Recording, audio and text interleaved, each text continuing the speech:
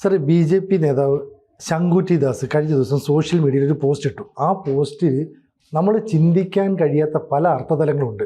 ഇതിൽ സന്ദീപ് വാര്യർ പറഞ്ഞ ഒരു കാര്യത്തിന് മറുപടിയാണെന്നാണ് പറയുന്നത്. സാർ വായിച്ചിരുന്നത് അതെന്താന്ന് വെച്ച് കഴിഞ്ഞാൽ സന്ദീപ് വാര്യര് ഒരു ദിവസം ശങ്കുട്ടി ദാസ് ആക്സിഡന്റിൽ പെട്ടിട്ട് കുറെ നാള് ബോധമൊന്നുമില്ലാതെയൊക്കെ കോഴിക്കോട് അല്ലേ, അതെ, മരണശയ്യയിൽ നിന്ന് മരണത്തിൽ നിന്ന് തിരിച്ചു വന്നയാളാണ് ശങ്കുട്ടി ദാസ്. അതെ, അങ്ങനെ അദ്ദേഹം ആ മരണതുല്യമായ ഒരു അപകടത്തിലേക്ക് പോകുന്നത് എന്താന്ന് വെച്ച് കഴിഞ്ഞാൽ, ഇങ്ങയുടെ ഒരു കേസ്, സന്ദീപ് വാര്യരുടെ വലിയ ന്യായമൊന്നുമില്ലാത്ത കേസ് ശങ്കുട്ടി ദാസിന്റെ അടുത്ത് കൊണ്ടുപോയി സന്ദീപ് വാര്യർ കൊടുത്തു കഴിഞ്ഞപ്പോൾ അത് അടിയന്തര പ്രാധാന്യം എന്തോ അതിൻ്റെ അകത്ത് ഉള്ളത് കൊണ്ട് അന്ന് രാത്രി തന്നെ ഇരുന്ന് കേസ് ഡ്രാഫ്റ്റ് ചെയ്യാണ് ശങ്കുട്ടി ദാസ്. അങ്ങനെ സന്ദീപ് വാര്യർക്ക് വേണ്ടി കേസ് ഡ്രാഫ്റ്റ് ചെയ്യാൻ താമസിച്ചത് കൊണ്ടാണ് അന്ന് രാത്രി ആ നേരത്ത് മടങ്ങുന്നത്. അപ്പോൾ സന്ദീപ് വാര്യർക്ക് വേണ്ടി ജോലി ചെയ്തിട്ട് മടങ്ങുമ്പോഴാണ് അപകടം ഉണ്ടായത്. പക്ഷേ സന്ദീപ് വാര്യർ ഇപ്പോൾ കോൺഗ്രസിലേക്കൊക്കെ പോയ ശേഷം സന്ദീപ് വാര്യരെ എല്ലാവരും വിമർശിക്കുന്നുണ്ടല്ലോ. ശംഖുവും വിമർശിച്ചിരുന്നു. അങ്ങനെ ശംഖു വിമർശിച്ചപ്പോൾ ഒരിക്കൽ സന്ദീപ് വാര്യർ പോസ്റ്റ് ഇടുകയാണ്, ഇയാൾ കള്ളു കുടിച്ചിട്ട് വണ്ടി ഓടിച്ചിട്ടാണെന്ന് അപകടം ഉണ്ടായതെന്ന്. സന്ദീപ് വാര്യരുടെ പോസ്റ്റ്.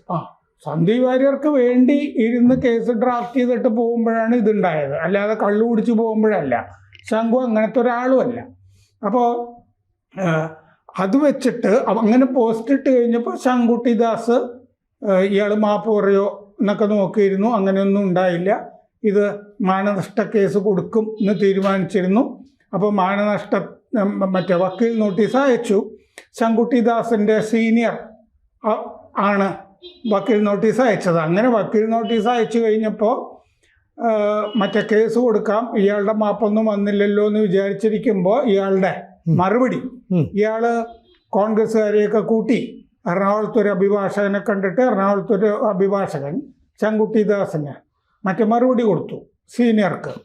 എന്തോ വലിയ സ്ഫോടനാത്മകമായ മറുപടിയായിരിക്കും വന്നിട്ടുണ്ടാവുക എന്നിവർ വിചാരിച്ചിട്ട് നോക്കുമ്പോൾ ഞാൻ ശങ്കുട്ടി ദാസിനെ അല്ല ഉദ്ദേശിച്ചത്, വേറെ ആരും ആണ്. അതുകൊണ്ട് മാപ്പാക്കണം, ഞാനിതൊന്നും അറിഞ്ഞല്ല, വേറെ ആളെയാണ്.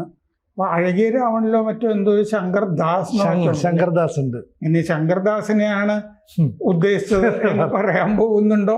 അപ്പോൾ ഈ മാപ്പ് സ്വീകരിക്കുന്നില്ല ശങ്കുട്ടി ദാസ്. അതാണ് കാരണം. ഇത് നിയമപ്രകാരം വേറൊരാളെയാണ് ഞാൻ ഉദ്ദേശിച്ചതെന്ന് ഇയാൾക്ക് വാദം ഉണ്ടെങ്കിൽ അതാരാണെന്ന് ഇയാൾ പറയണം. അങ്ങനെ ഒരു പ്രശ്നമുണ്ട്. അപ്പോൾ ശങ്കുട്ടി ദാസ് എന്താ ചെയ്യുന്നതെന്ന് വെച്ചാൽ, ഇപ്പൊ സിവിൽ മാനനഷ്ട കേസ് കൊടുത്തു. ആ സിവിൽ മാനനഷ്ട കേസിൽ 25 ലക്ഷം രൂപ വാര്യർ കൊടുക്കണം എന്നുള്ളതാണ് കേസ്. രണ്ടാമത് ഈ ക്രിമിനൽ മാനനഷ്ട കേസ് വേറെ കൊടുക്കാൻ പോകുന്നു. 2 കേസ്, ഒന്ന് സിവില്, ഒന്ന് ക്രിമിനൽ കേസ്. ആ മറ്റേത് കാശ് കൊടുക്കുമ്പോൾ അവസാനിക്കുമല്ലോ. പക്ഷെ ക്രിമിനൽ കേസ് അങ്ങനെയല്ല. ആ ക്രിമിനൽ കേസോടുകൂടി അടഞ്ഞു പോകും, ഭാര്യയുടെ രാഷ്ട്രീയ ഭാവി അടഞ്ഞു പോകും. എന്താന്ന് വെച്ച് കഴിഞ്ഞാൽ BNS 356 പ്രകാരമാണ് ശങ്കുട്ടി ദാസ് ഈ ക്രിമിനൽ മാനനഷ്ട കേസ് കൊടുക്കുക. അപ്പോൾ അതിൽ 2 വർഷം വരെ തടവ് കിട്ടാം. 2 വർഷത്തെ തടവ് എന്ന് പറഞ്ഞു കഴിഞ്ഞാൽ പിന്നെ തെരഞ്ഞെടുപ്പിൽ മത്സരിക്കാൻ പറ്റില്ല. 6 വർഷത്തേക്ക് ജനപ്രാതിനിധ്യ നിയമപ്രകാരം 6 വർഷം തെരഞ്ഞെടുപ്പിൽ മത്സരിക്കാൻ പറ്റില്ല. അപ്പം ഇങ്ങനൊരു കുടുക്കല് ശങ്കുട്ടി ദാസ് പെടുത്തി എന്ന് പറയാം, അല്ലെങ്കിൽ സ്വയംകൃതാനർത്ഥം എന്നും പറയാം. അതാണ് കൂടുതൽ ശരി. വേണമെങ്കിൽ ശങ്കുട്ടി ദാസിന് മാപ്പ് കൊടുത്ത് ഒരു പോഴൻ എന്ന് നമുക്ക് വിചാരിക്കാം. പക്ഷെ അങ്ങനെ വിചാരിക്കേണ്ട കാര്യമില്ല. കാരണം ഞാനും ഇതേപ്പറ്റിയൊക്കെ മിണ്ടണ്ടെന്ന് വിചാരിച്ചിരുന്നതാണ്. പക്ഷെ ഇയാളുടെ ഒരു രീതികൾ ശരിയല്ല. സന്ദീപ് വാര്യർ പോയി കഴിഞ്ഞപ്പോൾ ഉടനെ സവർക്കർ മുതൽ ഇങ്ങോട്ട് എല്ലാവരും പുലഭ്യം പറയുക. അത് എഡ്ഗേവാറോ ഗോൾവൽക്കറോ ആരായാലും കൊള്ളാം. ആർഹരി എങ്കിൽ ആർഹരിയെ പറ്റി മുമ്പ് എന്തോ മറ്റേ ശങ്കുട്ടി ദാസ് പറഞ്ഞു എന്നൊക്കെ പറഞ്ഞ് പോസ്റ്റ് അവസാനിപ്പിക്കുമ്പോൾ ആർഹരിയെ കൂട്ടിച്ചേർത്താണ് സന്ദീപ് വാര്യർ പറയുകയൊക്കെ ചെയ്തിരുന്നത്.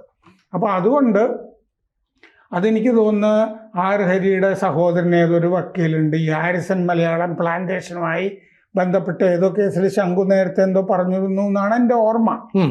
അപ്പോൾ ഇതിൽ ഇപ്പം ഇങ്ങനെ വന്നിരിക്കുന്നത് കൊണ്ട് ഇനി മറ്റേ ഒറ്റ വഴിയേ ഉള്ളൂ സന്ദീപ് വാര്യർക്ക്. സന്ദീപ് വാര്യർ എന്ത് ചെയ്യണമെന്ന് വെച്ചാൽ എത്രയും പെട്ടെന്ന് MLA സ്ഥാനം രാജിവെപ്പിക്കുക. ആരുടെ? രാഹുൽ മാങ്കൂട്ടത്തിലിൻ്റെ. അപ്പോൾ ഒരു ഉപതെരഞ്ഞെടുപ്പ് വരുമല്ലോ. അതെ, ഉപതെരഞ്ഞെടുപ്പ് വരാനാണ് സാധ്യത. എന്താണെന്ന് വെച്ച് കഴിഞ്ഞാൽ 155A മറ്റേ ജനപ്രാതിനിധ്യ നിയമം, അതിൽ 155A പറയുന്നത് 1 കൊല്ലത്തിൽ താഴെയാണെങ്കിൽ നിയമസഭയുടെ കാലാവധി ഉപതെരഞ്ഞെടുപ്പ് വേണമെന്നില്ല. വേണമെന്നില്ല എന്ന് മാത്രമേ ഉള്ളൂ, വേണ്ടാന്നില്ലല്ലോ, ഇല്ല, അങ്ങനെ ഒരു ബാനില്ല. അപ്പം അതുകൊണ്ട് ഇന്ത്യയിൽ പല സ്ഥലത്തും 1 കൊല്ലത്തിൽ താഴെ 6 മാസം 7 മാസം 8 മാസം ഉള്ളപ്പോഴും ഒക്കെ ഉപതെരഞ്ഞെടുപ്പ് നടന്നിട്ടുണ്ട്. നാഗാലാൻഡിലും ഒക്കെ നടന്നിട്ടുണ്ട്. ആകെയുള്ളത് എന്താണെന്ന് വെച്ചാൽ മഹാരാഷ്ട്രയിലെ അക്കോളയിൽ ഈ 155A പ്രകാരം തെരഞ്ഞെടുപ്പ് വേണ്ട എന്നൊരു കോടതി വിധി മുമ്പുണ്ടായിട്ടുണ്ട്. അതല്ലാതെ ബാക്കി എല്ലായിടത്തും ഉപതെരഞ്ഞെടുപ്പ് നടന്നിട്ടുണ്ട്. ഏറ്റവും ഒടുവിൽ കർണാൽ, ഹരിയാനയിൽ, കർണാലിലാണ് ഗട്ടറിന്റെ മണ്ഡലം. കർണാലായിരുന്നു, മുഖ്യമന്ത്രിയായിരുന്നു. ഗട്ടർ പിന്നെ രാജിവെച്ചു. അവിടെ ഈ മുന്നണിയുടെ അകത്ത് പടലപിണക്കം ഉണ്ടായിരുന്നു. ഗട്ടർ രാജിവെച്ചു. ഗട്ടർ കേന്ദ്രത്തിൽ മന്ത്രിയായി. അപ്പൊ ഗട്ടർ ഈ മണ്ഡലത്തിൽ നിന്ന് രാജിവെച്ചപ്പോൾ ഒഴിഞ്ഞല്ലോ. അവിടെ അപ്പൊ നായിബ് സിംഗ് സൈനിയെ മുഖ്യമന്ത്രിയാക്കി. അദ്ദേഹത്തിന് 6 മാസത്തിനകം ജയിക്കണം. അങ്ങനെ അദ്ദേഹം ഗട്ടർ രാജിവെച്ച കർണലില് മത്സരിച്ച് ആ ഒരു മണ്ഡലത്തിലേ ഒഴിഞ്ഞിട്ടുള്ളൂ. അപ്പോൾ ഒരു അടിയന്തര ഘട്ടമുണ്ട്. മുഖ്യമന്ത്രിക്ക് വേണ്ടിയിട്ടാണ് തെരഞ്ഞെടുപ്പ് നടത്തിയേ പറ്റൂ. അതിനെതിരെ കോടതിയിൽ കേസൊന്നും നിലനിന്നില്ല. അപ്പൊ കർണാലിൽ ഉപതെരഞ്ഞെടുപ്പ് നടന്നു. 7 മാസം 8 മാസം ഉള്ളപ്പോൾ നടന്നു. അപ്പോൾ അതുകൊണ്ട് പാലക്കാടും മാത്രമല്ല ജ്ഞാനേഷ് കുമാർ തെരഞ്ഞെടുപ്പ് കമ്മീഷണർ ബിജെപിയുടെ പാവ എന്ന് കോൺഗ്രസ്സുകാർക്ക് ആരോപണമുണ്ടല്ലോ. അപ്പൊ പിന്നെ തെരഞ്ഞെടുപ്പ് തീർച്ചയായിട്ടും നടത്തണമല്ലോ. സാർ, ഇവിടെ ഈ സന്ദീപ് വാര്യർ എന്ന് പറയുമ്പോൾ ഈ പാർട്ടി വിട്ടതിന് ശേഷം ഈ കോൺഗ്രസിൽ ചെന്ന് ഒരു സീറ്റ് മോഹി എന്ന നിലയിലാണ് അന്ന് മുതൽ ഇയാളെ വ്യാഖ്യാനിച്ചത്. അന്ന് മുതൽ ഇയാൾ ലക്ഷ്യമിടുന്ന സീറ്റുകളിലൊന്നും ഈ പാലക്കാട്, ഷൊർണൂർ, ഒറ്റപ്പാലം ഇങ്ങനെയൊക്കെയാണ്, തൃശ്ശൂർ. അപ്പോൾ ഇവിടെ ഈ സ്ഥാനമോഹിയായിട്ട് ഇത്തരത്തിലുള്ള ആരോപണങ്ങൾ BJP നേതാക്കൾക്കെതിരെ ഉന്നയിക്കുമ്പോൾ കോൺഗ്രസിൽ വലിയ സ്വീകാര്യത കിട്ടുമെന്ന് വാര്യർ പ്രതീക്ഷിക്കുന്ന. പക്ഷേ സന്ദീപ് വാര്യർക്ക് അങ്ങനെ ഒരു ഇമേജ് കോൺഗ്രസിലെ നേതാക്കൾക്കിടയിൽ ഉണ്ടോ? ഒട്ടുമില്ല എന്ന് മാത്രമല്ല, കോൺഗ്രസിൻ്റെ ഒരു സ്ഥാനാർത്ഥി ആകാൻ തന്നെ വലിയ പ്രയാസമാണെന്നുള്ള അവസ്ഥയിലേക്കാണ് പോകുന്നത്. നാട്ടുകാരും അങ്ങനെ വെറുക്കുകയാണ് ചെയ്യുന്നത്. കാരണം എന്തെങ്കിലും ഒരു അടിസ്ഥാനം വേണ്ട. ഇപ്പം കൃഷ്ണകുമാറിനൊക്കെ എതിരെയൊക്കെ കൊണ്ടുവന്നത് ഇല്ലേ? ഇത് ഓരോ തെരഞ്ഞെടുപ്പ് വരുമ്പോഴും 2014 മുതൽ കൃഷ്ണകുമാറിനെതിരെ ഞാനിത് പലതവണ വായിച്ചിട്ടുണ്ട്. ഈ ആരോപണം ഒരു സ്വത്ത് തർക്കം പോലത്തെ ഒരു സംഗതി. അതുപോലെയാണ് ഈ ആവശ്യമില്ലാതെ ഈ ശങ്കുട്ടിദാസ് കള്ളുകൂടിനാണെന്ന് പറഞ്ഞതും ഒരു കാര്യമില്ലാതെ പറഞ്ഞാണ്.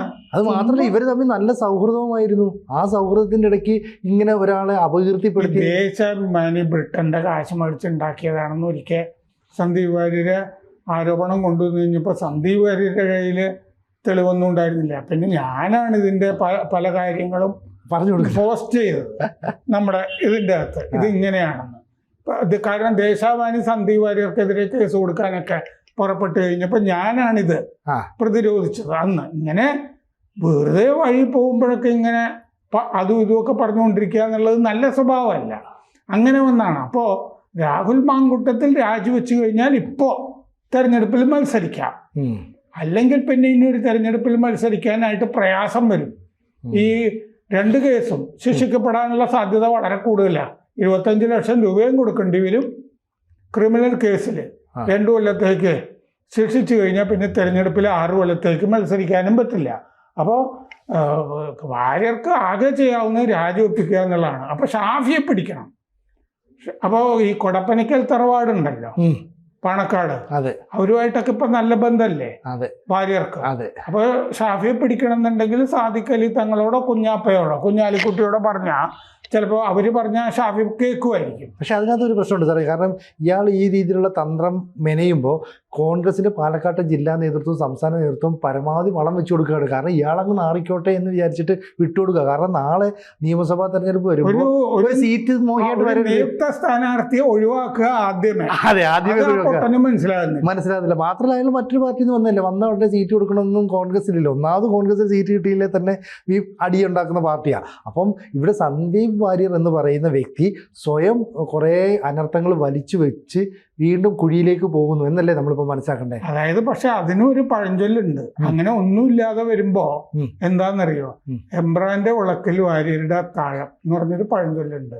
അപ്പോൾ വാര്യർക്ക് ഏതെങ്കിലും ഒരു എംബ്രാനെ കണ്ടുപിടിച്ചിട്ട് പിന്നെ ഉപജീവനം കഴിക്കാം. സ്ഥാനാർത്ഥിത്വമൊന്നും കിട്ടില്ല, രാഷ്ട്രീയത്തിലും ഉണ്ടാവില്ല. അപ്പോൾ സ്വയംകൃതാനർത്ഥം ഉണ്ടായിക്കഴിഞ്ഞതാണല്ലോ. ആ പാതയിൽ തന്നെയാണ് വാര്യർ മുന്നേറിക്കൊണ്ടിരിക്കുന്നത്. കൂടുതൽ വാർത്തകളും വിശേഷങ്ങളും നിങ്ങളിലേക്ക് എത്താൻ ABC മലയാളം സബ്സ്ക്രൈബ് ചെയ്യുക, ബെൽ ബട്ടണും അമർത്തുക.